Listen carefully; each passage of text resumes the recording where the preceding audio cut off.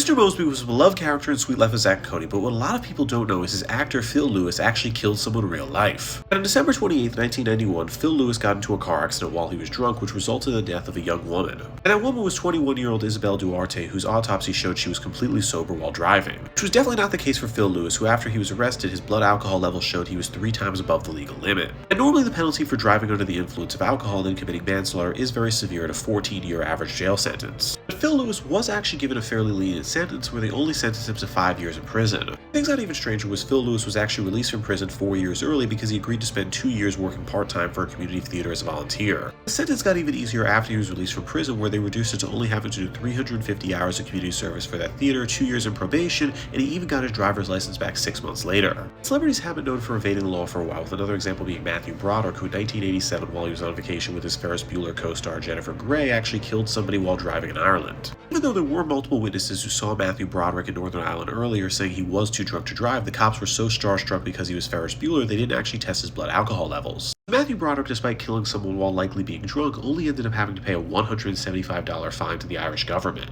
Phil Lewis in 1991 wasn't a big celebrity at all like Matthew Broderick was, where his biggest role at the time was the movie The Heathers, where he had a very small role alongside Winona Ryder. Instead, the real reason Phil Lewis likely got off was because his father was actually a famous US politician named Delano Lewis. Delano Lewis in the 1990s was rising in the political scene after Bill Clinton named him to be ambassador to South Africa. Delano Lewis actually had a 30-year career in Washington, D.C., where he was the assistant to Edward Brooks in the 1960s and 70s, and Brooks was a U.S. Senator from Massachusetts and a Republican. He was the only black member of the Senate for 10 years. And then in the late 80s and early 90s, he gained a lot of recognition because he was actually made the president of NPR, National Public Radio, by the U.S. government, and he was also put on the board of Apple Computers. This was likely a huge factor for why Phil Lewis was able to avoid prison, because his father was an extremely connected man in business and politics, and he also got arrested in Maryland, which was right next to D.C., so Phil Lewis's dad did have a lot of contacts. But Phil Lewis did end up haunting his dad in the long run, because after he left the position of ambassador to South Africa, he briefly tried to run for mayor of D.C., but the problem was there were many people accusing him of getting his son out of jail, and because of that he had to resign from the race. For Phil Lewis, that issue never happened, where after he was released from prison, he was actually able to find more work in Hollywood than previously. And the reason for that is just at the time there wasn't a lot of vetting in Hollywood, one big example being Brian Peck, who was allowed to work on the set of Sweet Life of Zack and Cody. Brian Peck was an acting coach who worked for studios and always found his way to work with teenage male actors, with the most notable example being Leonardo DiCaprio. And in the 2000s, he was busted for assaulting Drake Bell on several occasions, where he was taken to court, and this was known in Hollywood, even though Drake Bell's name was sealed for 20 years. Just 1 year after he was dealing with that lawsuit from Drake Bell and his family, he was able to work for Sweet Life of Zack and Cody because networks and studios just didn't do a lot of vetting in who they were hiring, even if it was around children. In the case of Phil Lewis, he did get off very light, where he didn't have to disclose to people that he was arrested for manslaughter and went to jail for it, but all he had to do was say he went to jail one time briefly for a DUI. Even though it was public knowledge about the arrest, where people to this day can still Google articles from the 90s showing Phil Lewis did go to jail, there was no Google or any real search engines at the time, so companies didn't have a way of finding out.